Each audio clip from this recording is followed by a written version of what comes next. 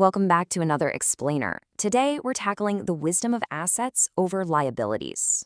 Look, we've all been there, right? You get offered something shiny, brand new, and best of all, seemingly free. But is it really? We're going to walk through a super relatable story today about a family facing a choice that literally alters their financial trajectory. It's the classic battle, treading water versus building lasting wealth. So imagine this. You've been grinding at work, and suddenly, boom, your company rolls out this incredibly attractive employee perk, a brand new big car. And the kicker? Zero initial payout. Would you take it? I mean, most of us would probably jump at it, right? It feels like a total no-brainer reward. But hold that thought, because this exact scenario, it's actually a massive financial trap. Let's get right into part one, the tempting car offer. We kick off our story with our main guy, Papa, who just got home, and he is absolutely thrilled about this exact company policy. He walks through the door and excitedly announces zero payout, and the car is mine in 5 years. And you can see why he's hooked. Getting a major status symbol for what looks like nothing up front is a huge psychological pull. He's totally focused on that immediate gratification, the fact that he pays absolutely zero today. But he's completely ignoring the actual financial journey between day 1 and year 5. And honestly, it isn't just Papa feeling the pull here.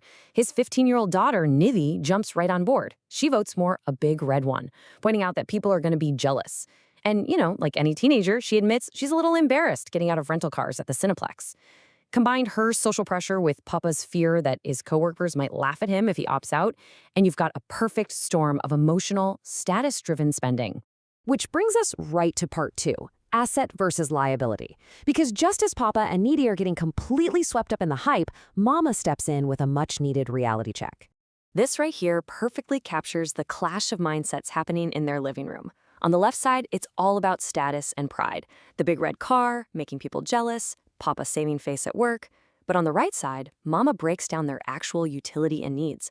She points out that Papa takes the bus to work without any issues, they easily walk to local shops, and they just rent a car for the weekends. She completely strips away the ego and forces them to look at the practical reality of their transportation. And then she drops this massive truth bomb. Mama reminds Papa of a famous financial text they read together, Rich Dad, Poor Dad. She explicitly tells him a car is a liability, not an asset. And just like that, the emotional bubble bursts. She firmly shuts down the argument, and even Nidhi realizes the dream of the big red car isn't going to happen. So let's unpack Mama's logic here, because it's absolutely crucial for all of us. She understands that a zero payout car is still a huge liability. Why? Because of what happens after you get the keys. As she says, a car means taking care of it. It introduces all these hidden, ongoing monthly expenses. We're talking fuel, insurance, maintenance, parking. It's just a continuous drain on your resources every single month. Okay, let's fast forward a few months to part 3, the real estate opportunity.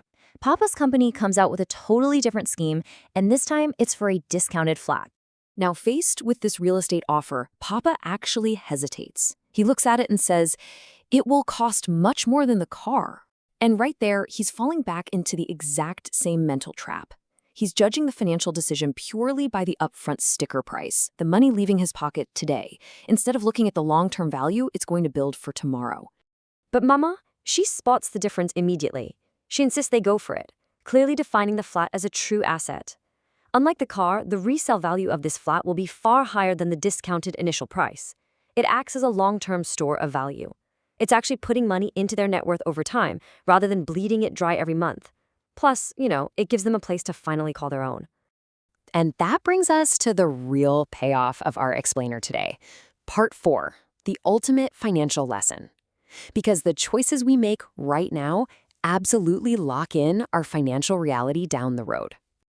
Just look at how this plays out. Papa comes to this huge realization about his coworkers, the exact same people he was terrified would laugh at him for not getting the car.